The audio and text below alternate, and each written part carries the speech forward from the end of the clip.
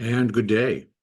This is the Eye of the Storm podcast with the Pick Picture technical update for the NASDAQ 100, recorded on Sunday, March the 17th, 2024.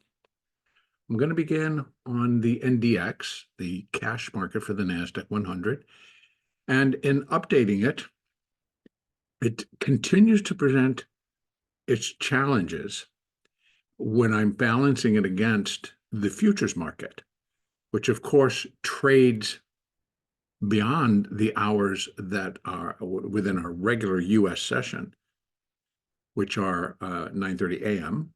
till 4 p.m. And with the futures market trading within Globex, the cash market does not. It has presented its challenges because there's been quite a few larger moves in Globex. So I did a little revamping. I moved some of the labeling around, so let's get started. Again, larger picture, I continue to count that the market remains within an intermediate C wave up, which will be completing a primary B wave, which has been in effect or in play since October of 2022. So within this primary B wave, there will be three waves, an ABC, of intermediate degree, of which we have intermediate A and intermediate B. Complete, we remain within the intermediate C wave. What's going to be within intermediate wave C? 5 waves of minor degree, of which we have minor 1, 2, 3, and 4. So we remain within that minor fifth wave. Come back down to my 4-hour chart, and let's just go right to that fifth wave. And so within it, the market, in my opinion, still now, I've actually moved back to that the diagonal triangle is forming within the minor fifth wave and not the minute fifth wave. And with it, and it became more clear within the cash market versus the futures market. Again, the futures market has had extreme volatility. We've seen a great deal of movement intraday, primarily due to options trading, to be honest with you, and how that volatility has really affected how the moves within, say, for example, NVIDIA, Microsoft, Apple, Tesla, has really created much larger moves. And so I've taken back and just basis the cash. I'm feeling that the market is in slightly expanding diagonal triangle to finish minor wave 5, intermediate wave C, primary wave B. So it is not an uncommon space for it to be found.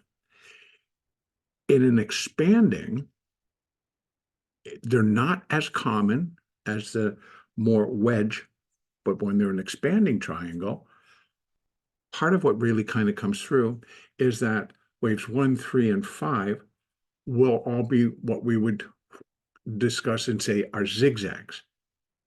So we have it here, we have it here, and now we're just within this wave 4 coming down. So that's following the pattern. Another thing that's more notable in an expanding triangle, so an expanding finishing triangle, so within that fifth wave position, is that volatility ticks up. And that's exactly what's been going on. It's happening within many of the individual components of the NASDAQ, but volatility has increased very strongly in some of these stocks. So back to the count. If we're counting minute 1, 2, and 3 as being complete, that puts us in a minute fourth wave. Within minute wave 4, after reaching the high, and again, it was a new all-time high, and in the cash market, that would be 18,417. It really was 18,416.73. Let's round it up to 417. we're now doing an ABC down to put in minute wave 4. So these are minuet waves. And we have now minuet wave A, minuet B, and now we're in the minuet C wave down. And right now, it does project that we're likely going to see one additional down leg, as I can count wave A and B, and then within the C wave, I got 1, 2, possibly we're just going to finish a third, get a little 4, and come back down in a fifth. Yet to be determined. Now, again, remember, we might get this in the futures market as it opens today in Globex, which will not be reflected here in the cash market. That is actually what has contributed a great deal to putting labeling on. So we have a lot of gaps, gaps, gaps, gap, gap, all over. We have gaps, and those are via the overnight, where the future continues to trade, the cash does not. So it has presented us challenges as we move through this finishing move. So I have support, fib support for minute wave 4 at 17,685, I'm going to call it. And we also have our rising, or just our trend line for the triangle pattern, coming in about the same place, 17,705 right here. But even if it just dipped below, that is not uncommon that it breaks below, but it will retake. So again, we might see it in the futures market, and then the futures market finishes its fourth wave and then starts higher and wave 5. Case in point, it would be if that should occur and we actually open higher here in the cash market, and that would be above where we closed, 17,810, then I would put the 4 here and then just bring this trend line up just slightly so that we are in agreement in terms of the ending point. And then off we would go to the races. Now, what we can project then, I will have to wait and then do this in terms of, I'll just give a guesstimate, okay? And that guesstimate's going to be based on that this low completed that fourth wave, because we're going to put our last fibs in for minute wave 5. And so you can see we're coming all the way back down, but that has just, that's the triangle. And I'm going to put it right there. So you can see that we're likely coming back up to the top of the trend line for the triangle. So we have, it'll be an ABC, it'll be a zigzag for wave 5. And right now projects 100%. That's the first one, that wave 5 would be equal to wave 1. And that's at 18,670 basis the cash market. Now, if we get a little bit lower and then start to rally to finish, then I'll make the adjustments accordingly. But right now, we always compare wave 5 to wave 1. And we can see where that comes in as this stands right now. Moving averages, they are not the faster ones, so like the 20, the 8, and the 4, which are the ones sitting right here, are still all pointing down after Friday's trade. Of note, the 50 sits way up here. The 4 and the 8 have broken below it. The 20 is getting ready. That's going to be, at least on the cash market, start to put in a negative overtone on the NASDAQ. Now, what would need to occur, of course, would be coming back down and breaking below the 50, and that would be all of them coming back down and breaking below that 50. Excuse me, breaking below the 200, not the 50, the 200. So if the 20 breaks below the 50, it may throw a negative pulse in case then we might be looking at this fourth wave coming all the way down to 17,350 before. Now, that I would not want to see. And the reason being, it starts to break below wave 2. And it really shouldn't. Remember, wave 4 corrects wave 1. In a triangle pattern, wave 4 can overlap wave 1, which it's already doing, but it should not break wave 2. Should definitely not break wave 2. So I'm looking for this to complete before it really gets a plow down. Now, if we get that break, then we need to have an alternate count in place. And that would suggest, going all the way back, as I have before, and in the cash market, it's not as easy.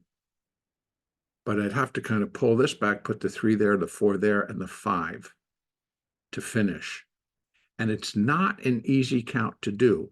But if the market starts to break down, that's the alternate that I would have to turn to and start putting into place that the larger rally from October of 2022 is complete, and that we are now beginning a turnaround, or a which I would count as a primary C wave down. And there's plenty of things to kind of back that side up, but I'm not really looking for that to kind of go into place right now. Now, what I have balancing that type of move out would be on some of the cycle work. And the cycle basis, we have 2 cycles. We have a 3-month, and then we have an internal, which is the 1 month, and they're all continuing to look for that cycle low, which could extend out into next week. And then we get a rally as the cycle turns higher, and then turning again lower, and likely then bottoming late April, early May. So I still would like to see that turn producing an up move, and again, new additional highs. So it fits on that cycle. The balance would be, it would be a probably very quick move with then the turn lower. So, and that would be expected to kind of take us into literally the end of March. So that by the time we get down there at the beginning of April, we're turning and we're rising again, and only to, come back down. So otherwise, if that's not the case, and we don't get this swing higher to kind of finish the topping of one in the turn and joining the other, it could then push the market just to start to fall apart. And that being the case, so while the cycles continue to support an additional rally, they also can start to point harder down on a cycle basis, which could kick in the market if the alternate count, jumps into place. So my point is that trying to combine the two, it does kind of give room, right? If we can tend to bottom or reset cycle low at the beginning of the week, right? So we finish this 4th wave, either it's done already, which means that cycle bottomed on Friday, which would be perfect. And then we just start to rally right off of Globex, and we just start heading higher again. And if that's the case, we're going to be looking for breaks above 18,228 or 230. And this is basis the cash. That's going to give a lot of support to the fact that, okay, we're done, the cycle's in place, and now we're rallying higher, and I'm going to start looking for new highs. Okay, so that's the cash market. I'm going to go over to the future, which also continues to present its challenges, its major challenges. So here as well, again, I'm starting on the 4-hour chart, still got that ABC up, that's an intermediate degree. We're in intermediate wave C. It consists of 5 waves of minor degree. I have 1, 2, 3, and 4 are done. I moved wave 3. I had wave 3 down here and wave 4 down here. And it fit, and it was clean. And then the market let me know via the cash that I needed to move this up to here and put that triangle pattern in all of minor 4. Excuse me, minor 5. So all of minor 5 now is forming a diagonal triangle to the upside to finish this whole move. So I moved wave 3 from the late December highs to the late January highs. So the highs now from January the 24th, completed wave 3, and it's a nice clean 5. So that keeps all of this in play. And then an ABC down as wave 4. And then we start to move in the triangle, forming the triangle. So again, this is A, B, C, and it is a zigzag. There's others who might want to continue to call that 1, 2, 3, 4, 5, but it's going to count easier as 1, 2, 3, 4, 5, A, B, C, B, 1, 2, 3, 4, 5, C. Zigzag for wave 1. Wave 2, A, B, C again, zigzag for wave A of 3. Then we get a B, and it does count as 3. And then we have the 5 for wave C. Now, this is the part, you could call it a zigzag if you'd like. I think it counts cleaner as a 5, and all C's must be 5, so I'm using it as the A, B, C for wave 3. Not as clean as you would want it. And it's not that I'm changing the guideline or the rule, whatever you want to call it, and I'm not trying to force something to make it fit. But when I need to run this in alignment with the cash market, I don't think the future can really just go off on its own and form a different wave pattern than what's actually occurring in the cash market, since they're both based on the same index, right? And the cash being the lead. So what's happening in the future is producing a lot of, like I said, volatility. So there's a lot of volatility. The moves are stronger. We're seeing the volatility in the underlying. That's really affecting as well the indexes. And it does have an effect on how we view it and how we count it. So what I have done is I have minute wave 1, minute wave 2, ABC A, ABC B, ABC C. And I'll leave it as 5, or you can count it as an ABC. All zigzag, zigzag, zigzag. So, and just a plain 3. So whether I can leave it just as is, and that's how I'm counting it. So in essence then, minute wave 3 completed at the March 8th high. And that's on both markets, cash and future. Wave 3 produced a new high, obviously above wave 1. It did it here as well, but now it's up to here. So just short of, but I actually can fix that. And we want to activate. And I'm just going to move this right to there. So we got a little bit of and then came back down, and then that's very allowable. And I'm going to put it right there to show the completion point. And here again, slight. It's a slight. I'm putting that there, so it's a slight expanding.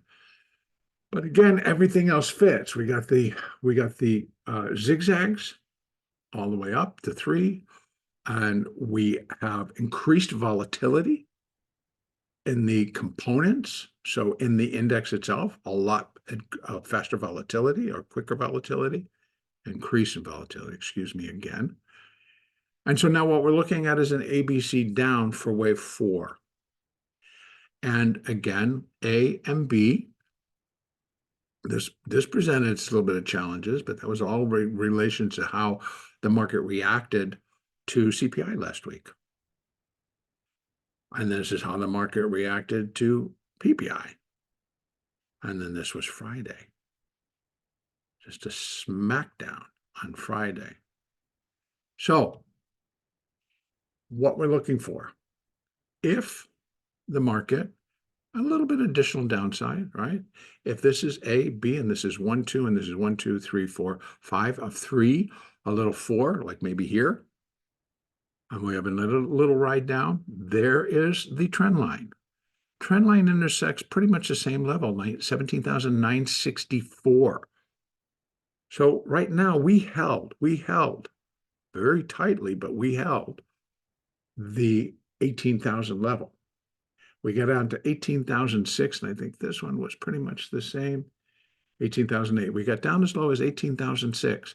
I think we're likely going to make a quick drop again below, and hopefully our support at 17,963 and that trend line are going to be able to contain it.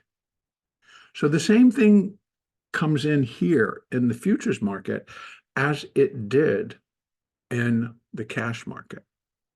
We may have to consider an alternate, which again puts the 3 and the 4 and the 5, and it's all done.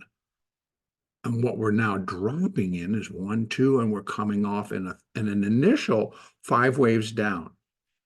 And what we're going to start to see, if it comes down and it breaks this level, which is here just above that, below that 1.618. So, but we got quite the drop, but it could happen. And it could happen tomorrow. And that's 17,623. Then we have a 4th wave overlapping or going beyond the starting point of wave 3, and it's like no can do. So, yep, in a triangle, it can overlap wave 1, which it's done pretty deeply, actually. Right? There's the completion point, and so far we're down all the way here. So that part, yeah, we expect it. Below wave 2, no. Then you must adopt and look towards a alternate count, and that alternate count is that the intermediate wave C, first of all, the minute wave 5, the minor wave 5, the intermediate wave C, and the primary wave B are done. I know I've been kind of looking for that. I continue to map it higher, but now we're at a point where if we start to break down from up here, it's going to throw it to look exactly what I'm saying, that the move is done. And we're going to start to see everything begin to unravel. We started to see some of that on Friday's expiration. Again, just where we saw, NVIDIA and the options trade, that a lot of those options, they were going to be they're forcing the market lower just to get the expiration that they want on a lot of what was trading. Again, it goes much deeper than that, but this particular update is not correct to do that. So what can we look for tomorrow? Now, again, this could all happen when Globex opens in 6 hours from now. And that could be that we get a little bit of a drop, we come down here, and then that's it. And the market does pick up the rally. If we continue to drop, we need to pay very close attention to 17,620. Right? If it comes down to 618, which is 17,626, boy, that's a real squeeze. That's a real squeeze on this count, because that's a wick. The body of these candles are higher. So I'm almost going to say 17,720 really starts to put the pressure on the count as is, and begins to spin a whole different story. In fact, I'm going to tell you, it's like that's one level I'd be looking for, that if it broke and we started to get acceleration to the downside, where sellers just move in, then let's take the hint. In other words, it's like there are going to be levels that are already set up algorithmically for other traders that will start to mark, we're done, it's over, we're going down. So if it starts to break on an Elliott basis, then we really are kind of heading towards levels, right? Then we're heading towards 17,467, which is the low of minor 4. So no matter what we're correcting here, it can't break below minor 4. It just can't, because then minor 5 is done. And we're coming lower. So we've got break points that would help us to understand. It's like, no, that's done. We're now heading lower, and we're going to be looking for an initial larger 5 waves down, not only in the 4-hour chart, but on the 1-hour chart. First, it's going to come in on a minuet, then a minute, then a minor. So we're going to be looking all the way up on an hourly chart for that minor degree wave 1. On a minor degree that we get 5 waves down. All right, so here we are. There's the 1-hour chart. 1, 2, 1, 2, 1, 2, 3, 4, 5, a 3, 4, 5. That finishes that. But if we get a little 4 and we start to come off again in 5, then we're getting, see, then we'll likely be below here, or likely be below here. So again, in the development of the 5, we will start to break. That's what I'm going to be looking for. Not initially. Initially, I'm looking for the market to still kind of rally back up and get itself out of this. I don't think they're done yet.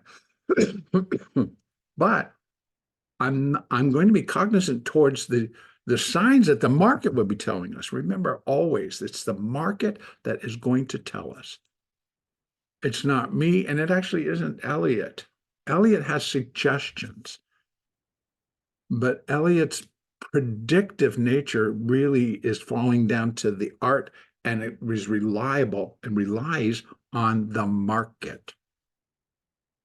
So remember, Elliott is based on human emotional reactions. That's what produces the waves. So if we still have room to rally, then I think they're going to do it, and I think they come in rapidly and build quickly. All right, that's going to produce the wave that I'm looking for to go up. And it'll come up in 3, and it'll be a zigzag, and it will have limitations. So, and then once that's done, I will then start to move to put in, let me just do that on this chart. Again, going on my 4-hour, I'm going to, you'll see that it can probably go pretty high. Going here to here, I'm going to put, again, I'm going to give the benefit of the doubt that we're going to come down to that trend line, which is 62. And then what do we have? Equality, where wave 5 would equal wave 1 at 18,862, and that's just above. So if we come up and we're out here, we're not going to be there, then we'll start to use the trend line as well.